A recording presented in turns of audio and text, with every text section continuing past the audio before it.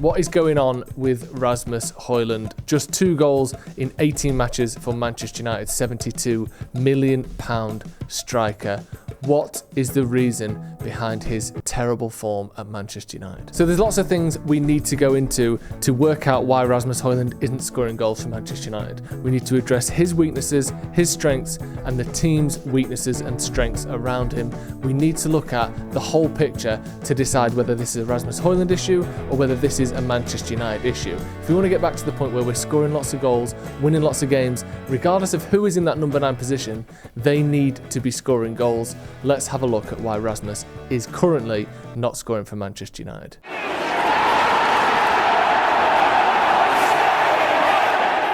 Firstly, let's strip this back to his attitude and his work ethic. Is that something that is holding him back? What I see when I look at Rasmus Hojlund is a player who wants to work hard, who likes the physical side of the game. And actually, we'll get onto that physical side of the game in just a minute. And maybe it's an area where he's almost too committed. He's going for it a little bit too much. But the work rate is there. He's willing to fight defenders. Again, too much. He's willing to run in behind. He likes trying hard, working hard. You can see from the way he speaks about Manchester United on social media and in interviews, he cares. He's bothered. He's not languid, strolling around, head down, can't be bothered. He's someone that really wants things to work at Man United. And to start with, that's a big tick. As a foundation, that is what you want from players at Manchester United. He wants to put the work in and he wants to play well. Ruben Amorim, speaking about this, even said he wants to train a little bit more at the end of training. That's the best thing to improve. He has to understand that sometimes you have a bad game, but you have to continue to go to the next. He wants that really hard. And that is a great thing. We can't underestimate that.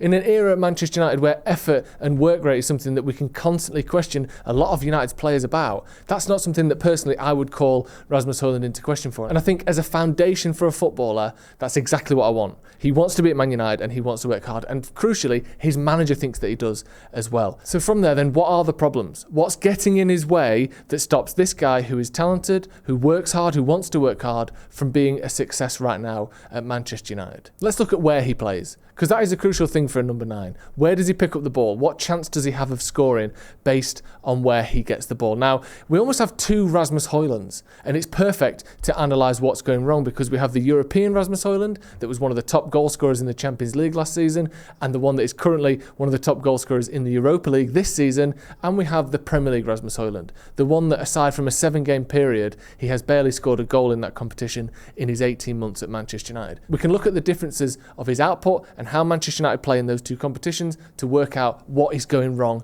to bridge the gap between him becoming a complete player in all competitions. Now, there's obviously a lot of things that go into this. The level of competition in the Europa League isn't as good as the Premier League, but the Champions League isn't far off. When he's scoring goals against Bayern Munich last season, people wouldn't say, well, if you can score against Bayern, there's no way you can score against Ipswich a year later.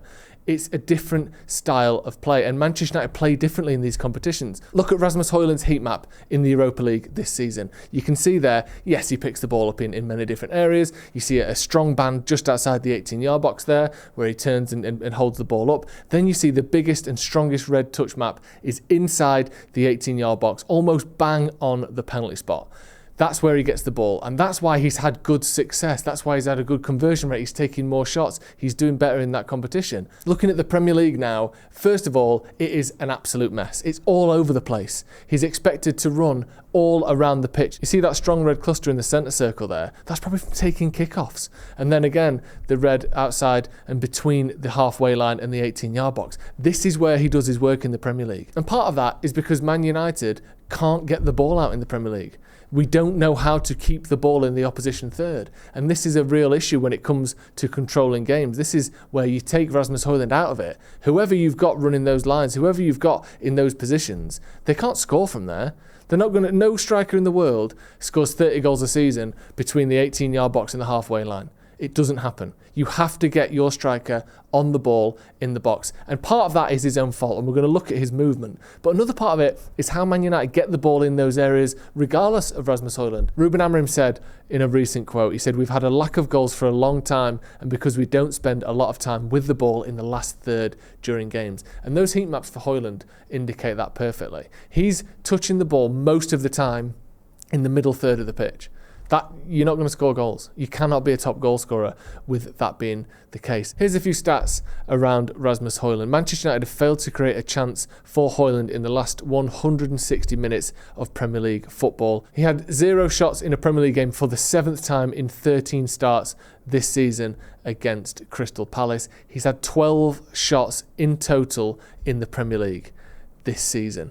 That is the same as Aaron Wan-Bissaka. That's one less than Matthias de Ligt has had. He just does not have enough shots. He's in the bottom 1% of shots taken for forwards in the Premier League this season. Literally, there aren't many strikers in the whole league that have fewer shots than Rasmus Hojlund. That's a massive, massive problem. And there's 2 reasons I can think of why Rasmus Hojlund is failing to have any chances at Manchester United. Let's look at the first of those potential reasons, his movement or lack of movement. This is a real issue for Rasmus Hojlund. I think one of his biggest weaknesses as a player, as a young player, is that he doesn't find space in the box for himself. It's all well and good, and we'll talk about the distribution and the creativity of his teammates. If you're not free in the box, no one can find you. There is an element of, if you're next to your centre-back, if you're always completely fighting the centre-back off, you're not free, you're not available, you're not open. Someone playing the ball into that situation, at the very best, you're going to get a 50-50 chance. And realistically, a bigger, older defender is going to get the ball away from Rasmus Hojlund more often than not. And he definitely needs to work on how he can create space for himself in the box. Unfortunately, we had Ruud van Nistelrooy coaching him for about 3 months at the start of the season when he was banging all those goals in the Europa League. And then Ruud van Nistelrooy leaves and becomes the Leicester manager, and now I'm not sure who's doing it. I do think that we've got a kid here who is a kid who needs a bit of direction and guidance. He needs someone telling him, here's how you make half a yard for yourself in the box. Here's 3 or 4 different runs you can make from this position, from the edge of the box, from the back post, from the near post. Here's how you can find space for yourself in the box. And we'll chat to the wingers and we can run drills maybe after training on how we can consistently find you some space in the 18-yard box. Because it's just maths. It's just numbers. It's just, have you got a yard between yourself and your centre-back? If you have, you can probably get a shot away. If you haven't, you're really going to struggle. These are the sorts of things that can be worked out. And I think that would be a big thing for Rasmus Hojlund to try and learn, how to create space for himself in the box. So looking at the key people who are tasked with making chances for Rasmus Hojlund week in, week out, we've got Bruno Fernandes, Garnacho, Ahmad and Dalot as well on that consistent wing-back area. The number of crosses, the number of key passes that they make just isn't good enough. It isn't high enough. Bruno Fernandes, who's put in the most completed crosses of these players at Manchester United this season, has completed 17 of the 92 he attempted, a completion rate of around 18%. Garnacho's is 14% on only 28 attempts. Dalot's is an atrocious 9%. And you see in these numbers, in these percentages, what's that mean? How does that compare to someone who is good in those areas? Trent Alexander-Arnold, by comparison, completes 27.6% of his crosses. The big thing here, though, and you look at Ahmad and you think, wow, that's even better than Alexander-Arnold. And Ahmad isn't the problem here. And we all know Ahmad isn't the problem, completing 14 of his 33 attempted crosses. My only issue is Trent Alexander-Arnold has attempted 123 crosses. That is more than Garnacho, Ahmad and Dalot combined. So just in terms of getting the ball into the box, yes, Ahmad's numbers are by far the best of anyone at United. But when you look at the players who are doing this, they don't do it often enough. The ball just doesn't end up in the box very much. And you can have all the movement in the world. You can have, Drogba, Zlatan, Rooney, Ronaldo in the box. If the ball, Dalot's crosses made their way to their target 3 times out of 32, at most, that is 3 goals. That's not enough. Anthony Robinson's got, I think, 7 assists this season for Fulham, and that's for Fulham. That's the standard that we should be at for getting the ball into the box to our strikers. And maybe, again, we can blame Rasmus Hojlund's movement, but you can't make him score from crosses that don't exist. And we just need to get the ball in to the box more often than we do. It's as simple as that. Something else we should talk about with Rasmus Hojlund is the pressure and the expectation that's on him. Because he is a 21-year-old striker, came into Man United as a 20-year-old striker, and was immediately told, you are our new starting number 9. You play, basically, every week you fit, you start up front for Man United. In the history of Manchester United that we could find, going up basically back to Sir Matt Busby, that has never happened before. We have never brought in a 20-year-old striker and made them first choice straight away in that number 9 area. We haven't done it. You look at even likes of Wayne Rooney, who was starting games regularly as a 21-year-old up front for Man United. There was Ruud van Nistelrooy there when he started. There was players like Louis Saha to kind of bridge the gap, and then Tevez arrived and Berbatov arrived and Cristiano Ronaldo was alongside him. Like, never before has a striker with so little experience at such a young age been given the mantle of leading the line for Manchester United. That isn't good.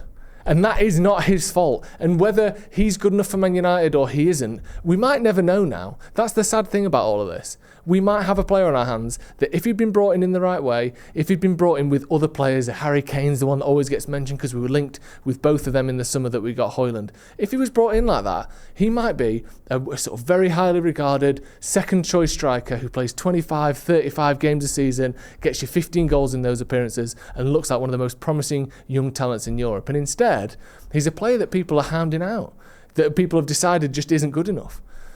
The big problem is when he's not playing, the alternative is Joshua Zirkzee, who maybe in his build-up play and his little touches is a bit better than Hojlund, I'll give you that, but he doesn't score and doesn't look any more of a goal threat than Rasmus Hojlund does.